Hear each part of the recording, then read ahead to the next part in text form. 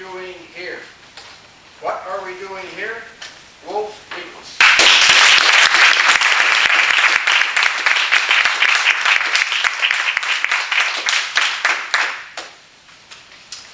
As Carolina pointed out at the beginning of the meeting, one of my favorite things about coming to Toastmasters is what an eclectic melange of people we have here every week.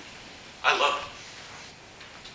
If you've never been to a Toastmasters meeting and you come in, you sit down and you look at everybody and you say, what are the odds that all of us are here today in this room for one purpose?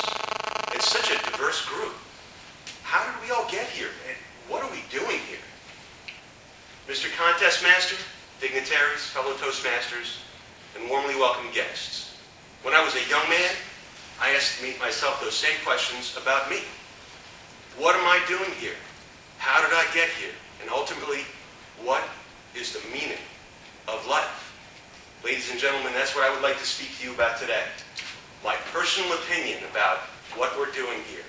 What is the meaning of life? Before I reveal that to you, I will tell you a little bit about my road to enlightenment. Let me tell you how I got here. Before I got to why, I thought for a long time about how. Now just bear with me here. I was a young man. This is very flawed math, but just stick with me for a minute. A woman has the opportunity to create life about 600 times in her life. That means the odds of me being here are 1 in 600. Again, flawed, very simple math. Now, if my mother had become pregnant a month later or a year before, somebody else would be my parents' child. But here I am. So if the odds of me being here are 1 in 600, that means the odds of my mother being here are also 1 in 600. And if that's true, if my mother wasn't here, I most certainly would not be here. So one generation back, the odds of me being here are 1 in 360,000. Human beings have been on this planet for about 500,000 years, give or take. So the odds of me personally being here, or any of us, are 0. So once I realized that weighed heavy on my mind. This was an incredible gift that I got of just being here. What do I do with it? Why am I here? What do I do with my gift? That is most certainly a call to action for any of us, no matter what you believe. But I couldn't figure it out. I didn't know why. About 10 years later, I was reading a book by Joseph Campbell called The Power of Myth. He's a scholar of religion. And in that book, he talks about the message of all religions are the same. Ultimately, the message of religion is that of compassion. And when I realized that the message of all religion is compassion, I took that from what I just explained before, and I had an epiphany. I realized that we are all here for the same reason. Although you wouldn't know. If you ask 100 people why we're here, you're going to get 100 different answers. Some people believe that we're here to take the gifts that we were born with and use them to the maximum of their potential. Some people believe that we're here to love and serve the Lord. Some people believe that we're here to make as much money as we can. And whoever dies with the most toys, well, they win. And I just find it hard to believe that we've been on this planet for this long and there is no universal answer to the meaning of life. But I realized that day what the meaning of life was, and it is this. We are all here for humanity. That's it. That's the only reason we're here. We are here for people. And if you lay any belief on top of that, it works.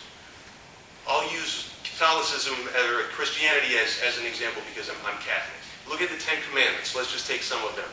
Honor your mother and father. Don't kill. Don't commit adultery, don't lie, don't steal. Now, if you take God out of these, and instead of etched in stone, these messages were crocheted on a pillow somewhere. Honor your mother and father. You're just honoring the past. Don't kill. Well, these are all the people that are moving into the future. Of course, you're not going to kill them. Don't commit adultery, don't lie, don't steal. Be a positive force in the world around you, in the human community. That's all it is. Or my message is, honor your past. Honor the past that brought you here against all odds. And be a positive force. Be the best person you can be to just move humanity into the future. And that's it. Look at politics. Democrats and Republicans believe staunchly different things, but they're both trying to accomplish the same goal, creating a society where human beings can be the best they can be. Now, you might not agree with what they say, but that's really what they're trying to do. That's why parenthood is so revered, because when you gauge what parents do and how they raise their children, you look at their children, you're really gauging them strictly on their humanity. When I was a little kid, I loved the John Lennon song, Imagine. Everybody, I'm sure, here has heard that song. And when I sang it, when I was on the radio, I was never comfortable singing the first line of that song, because the first line of that song is, imagine there's no heaven. Imagine there's no hell. It's easy if you try. I would sing it, but I never understood, why would you sing that there's no heaven? And if you think back to 100 different answers to the question, one of the meaning of what is the meaning of life, is because we're all individuals. So we have all those things that separate us from everybody else. But if you take those things away, you take away religion and the country we're from and who raised us and our beliefs, and you take all of the worldly things away, all we're left with is each other. And that's it. So, honor your past by being the best person you can be. And in doing so, you will be pushing the human race into the future. Because as a young man, the question is, what is the meaning of life? When you get older, that question turns itself into, how will I be remembered? And I am confident that the answer to that question to anybody who asks it of themselves is they want to be the best human being they can be. Mr. Contest next.